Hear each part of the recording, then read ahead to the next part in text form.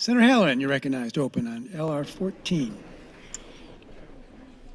Thank you, Mr. President. Good morning, colleagues, and good morning, Nebraska's second house. Well, here we are again. The debt clock continues to tick. I've handed out my openings so that you can read along kind of in a closed caption fashion if you have difficulties following at least my openings in front of you. The federal debt is spiraling out of control. America is now reaching a tipping point. For years, the CBO, Congressional Budget Office, has described the excessive spending of Congress as, quote, unsustainable, unquote. Newly updated forecasts now show that the federal debt is accelerating and will soon reach $33 trillion.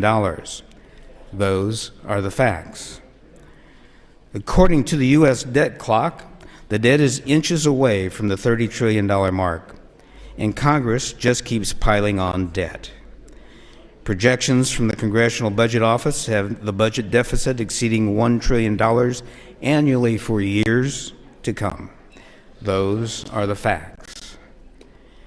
Sadly, deficit spending isn't a new problem, and it isn't solely partisan either. When George W. Bush was president, the federal debt went from $5 trillion to $10 trillion. When Barack Obama was president, the federal debt went from $10 trillion to $19.6 trillion. President Donald Trump did not resist adding to the debt, and now President Biden is proposing massive deficit spending to contribute his share. Those are facts. The current debt of nearly $30 trillion amounts to $89,338 for every man, woman, and child in America, or $237,812 per every household. The debt today is 126.98% of our nation's GDP, gross domestic product. Put in other words, our nation's debt is nearly 127% of our entire economy. Put another way, the debt is more than 7.7 times the total of all the revenues that comes into the federal government annually. Those are facts. Condensed to a personal scale, it would be like an individual making about $40,000 a year carrying $310,000 worth of unsecured credit card debt. They would be borrowing money just to pay their interest payments and continuing to spend more each year than they actually earned. If that was a family member or a friend, we would have an intervention to get their spending and debt under control. Likewise, the federal government needs an intervention. It needs a constitutional amendment to control its irresponsible spending. We all must live within our means. Why not Congress? Every state in America but one has some sort of a requirement in their state constitution for a balanced budget. Local governments have to maintain balanced budgets. Small business and other employers have to balance their books. Families and individuals all across the country must balance their budgets. So, why doesn't the federal government balance its budget? Because they are not obligated to.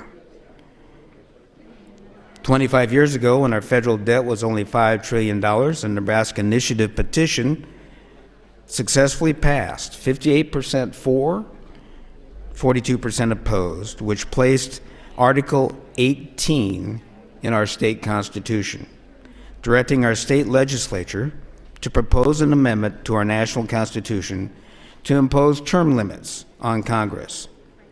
25 years later have passed since that communicated directive from Nebraska voters. The Nebraska State Legislature has ignored the Second House and our state constitution by not proposing a call for an Article 5 Convention of States. It's in our Constitution. For the Nebraska State Legislature's consideration, I'm proposing adopting LR 14, which calls for the state of Nebraska to call for a limited Article 5 Convention of States, which would discuss and potentially propose amendments to the U.S. Constitution.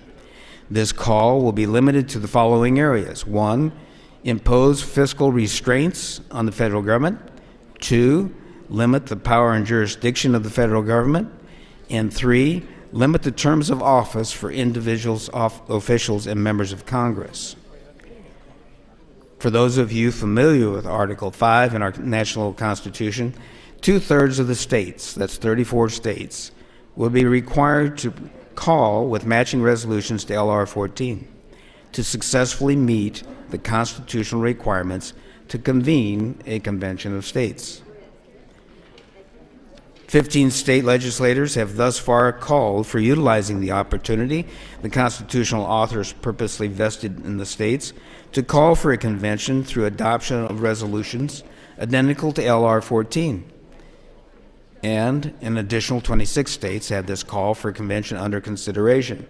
Bear in mind, for any proposed amendments resulting from a convention of states to officially become an amendment to our Constitution, it would be necessary for 3/4 of the states, that's 38 states, to ratify said proposed amendments.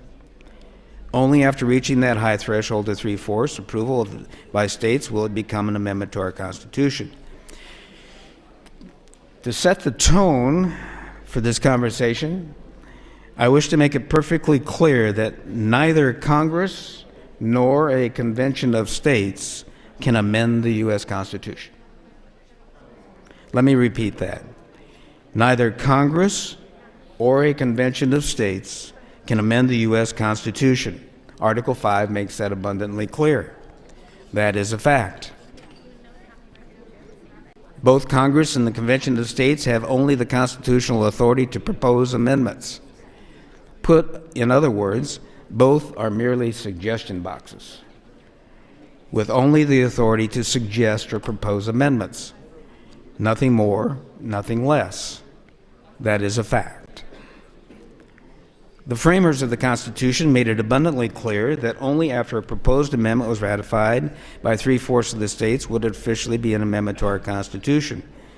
Only the states ultimately have the constitutional authority to add an amendment through the ratification process. Congress cannot do it by itself. A convention of states cannot do it by itself. The states have to ratify it.